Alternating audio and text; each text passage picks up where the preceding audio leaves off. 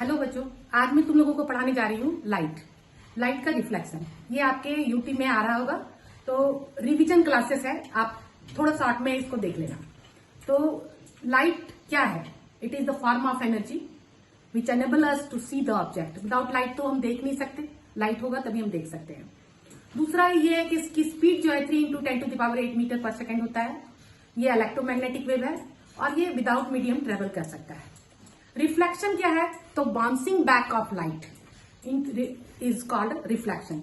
If the rays, light rays incident on the plane mirror or any reflecting surface and it returns back into the same medium, this is called reflection.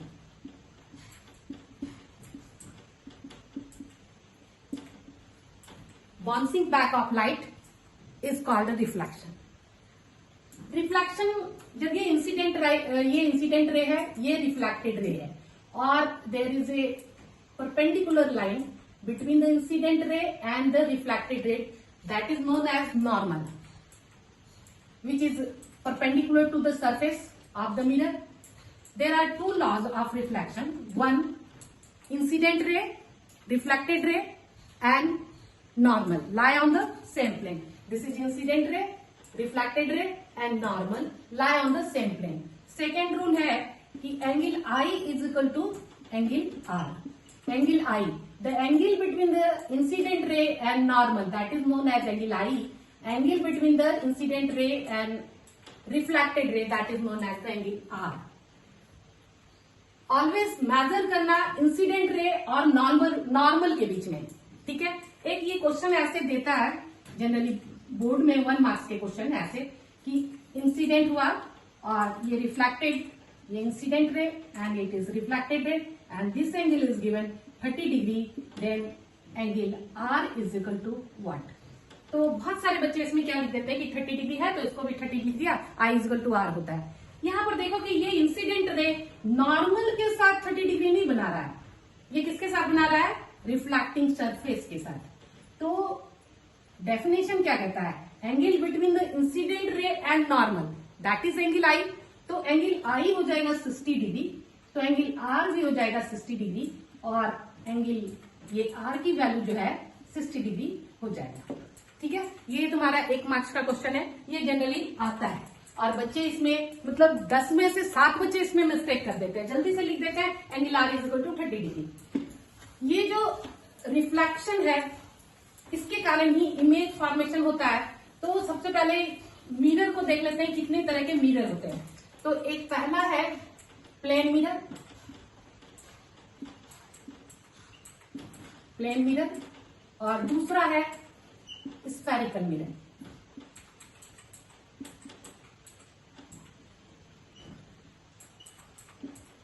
Plane mirror जो आप घर में आईना देखते हो वही है plane mirror.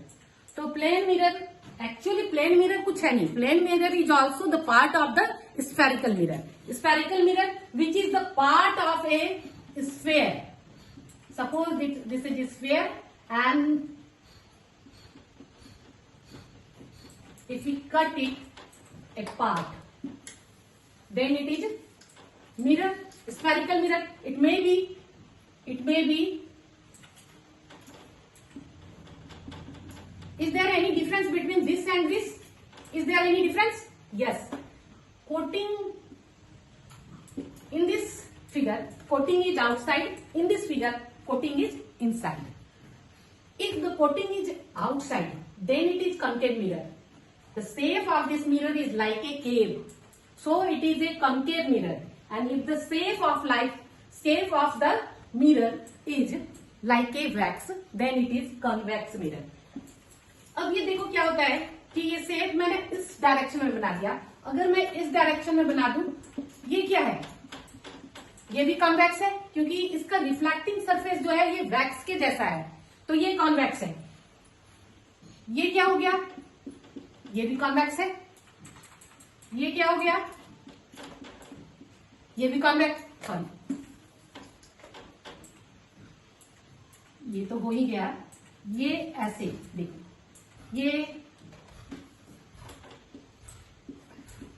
ये भी कॉन्वेक्स है क्योंकि ये वैक्स के जैसा है, इसका रिफ्लेक्टिंग सरफेस हमेशा जो है रिफ्लेक्टिंग सरफेस पर ध्यान दो कि वो वैक्स के जैसा है तो कॉन्वेक्स होगा और केव के जैसा है तो कॉन्केव होगा। ठीक है, प्लेन मिरर की हम बात करते हैं तो प्लेन मिरर में क्या क्या होता है कि प्लेन मिरर की कुछ प्रॉपर्टीज है।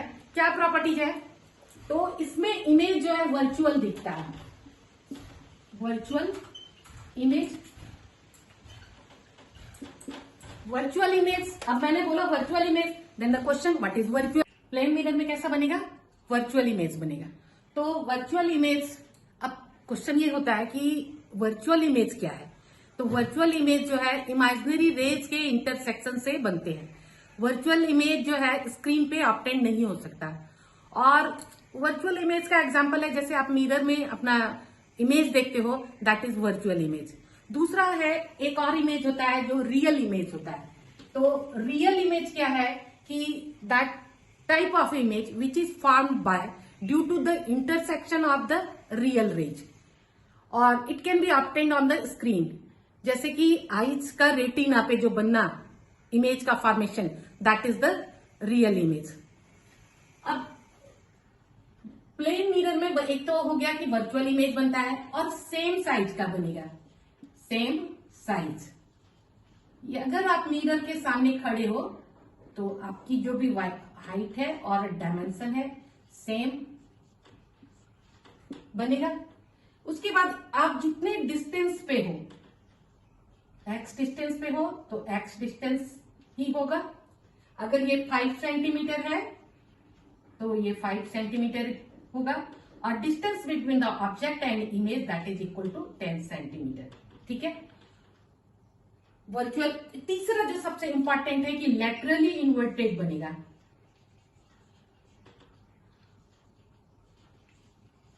लैटरली इन्वर्टेड मतलब कि आपका राइट हैंड उस इमेज का लेफ्ट साइड में दिखेगा। आपका राइट साइड जो दिख रहा है वो इमेज का लेफ्ट साइड में दिखता है।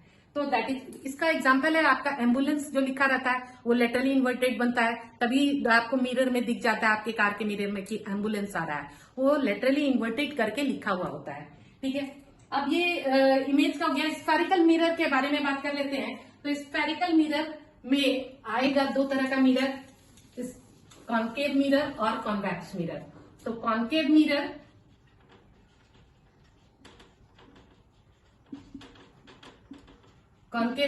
कैसा? तो केव के जैसा कॉन्केव मिरर। अच्छा, कॉन्केव मिरर, अब ये तो आपको पता है कि फोकल लेंथ होगा और ये सेंटर ऑफ कर्वेचर होगा।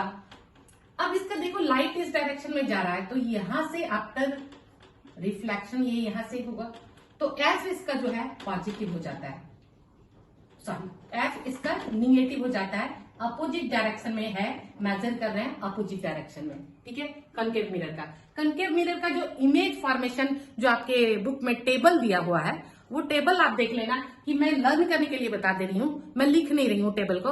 एफ का इंफिनिटी पे, एफ अगर ऑब्जेक्ट एफ पे है तो इमेज बनेगा इंफिनिटी पे, और इंफिनिटी पे है ये ऑब्जेक्ट लिख रही हूँ, ये इमेज लिख रही हूँ। ठीक है, ऑब्जेक्ट एफ पे है तो इंफिनिटी पे है तो एफ पे, दो चीज लर्न हो गया आपको।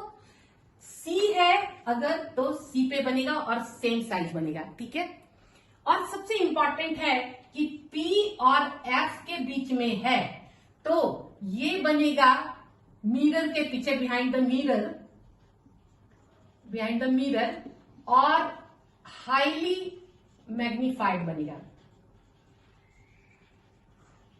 Highly magnified. This is the special case. ठीक है, ये सारे ये वर्चुअल बनेंगे इमेज, वर्चुअल, और बाकी जितने हैं सारे रियल बनेंगे। ठीक है, ये तीन हो गए, ये तीन हो गए। उसके बाद सी कह रहा है कि बिटवीन सी एंड एफ के बीच में है तो ये बियॉन्ड सी बनेगा, सी, और बियॉन्ड सी है तो एफ पर बनेगा। कितना अच्छा है लर्न करने का। ये इसका उल्टा, और फोकस का इंफिनिटी का फोकस, और ये सी का सी पे। ठीक है, और ये लास्ट वाला, ये वाला केस इंपॉर्टेंट है, इसका यूज होता है। ठीक है, उसके बाद हम कॉन्केव मिरर का देखिए, आप कॉन्वेक्स मिरर का देख लो। कॉन्वेक्स मिरर, कॉन्वेक्स मिरर का आप देखें तो क्या है कि वैक्स के जैसा, ठीक है। तो ये हो गया प्रिंसिपल एक्सिस। रेज अगर यहां से कोई ऑब्जेक्ट है तो रेज यहां से जाएगी तो ये तो इधर तो जा नहीं सकती, तो ये क्या हो जाएगा, इधर चला जाएगा। तो हम इमेजिन करते हैं कि ये इधर आ गया, ठीक है। तो ये हो गया एफ इसका। डायरेक्शन किधर लाइट का, इस डायरेक्शन में। और ये यहां से अगर हम मेजर कर रहे हैं तो यहां से मेजर करना शुरू करेंगे तो ये इसी डायरेक्शन में है, टुवर्ड्स द फोकस। तो ये इसका एफ जो है ये पॉजिटिव हो जाएगा और यू तो हमेशा ही निगेटिव लेना है, ठीक है। ये हो गया। अब इसमें दो ही केस है, एक है कि फोकस का इंफिनिटी और इंफिनिटी का फोकस, और दूसरा है इंफिनिटी और फोकस के बीच में, अगर यहां पर कहीं फोकस है, फोकस के बीच में ऑब्जेक्ट रहेगा तो यहां पर आके छोटा इमेज बनेगा। एक ये जो जाएगा, ये देखो, ये जो है अगर इंफिनिटी और फोकस के बीच में कहीं रहेगा ऑब्जेक्ट तो इमेज बनेगा छोटा, डिमिनिश्ड और मिरर के पीछे। ये वाला यूज होता है कहाँ, मिरर व्यू में, कि हम दूर से देख लेते हैं तो डिमिनिश्ड बनेगा, तभी तो वाइड एरिया होगा, ठीक है। उसके बाद अब हम लोग करते हैं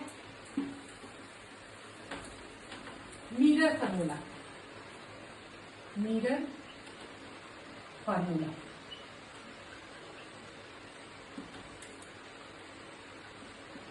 mirror formula 1/f equal to 1/v plus 1/u। F आप देख लोगे कि मिरर कैसा है उसके अकॉर्डिंग एफ होगा, यू ऑलवेज निगेटिव होगा, वी फाइंड आउट करना है। दूसरा है मैग्निफिकेशन।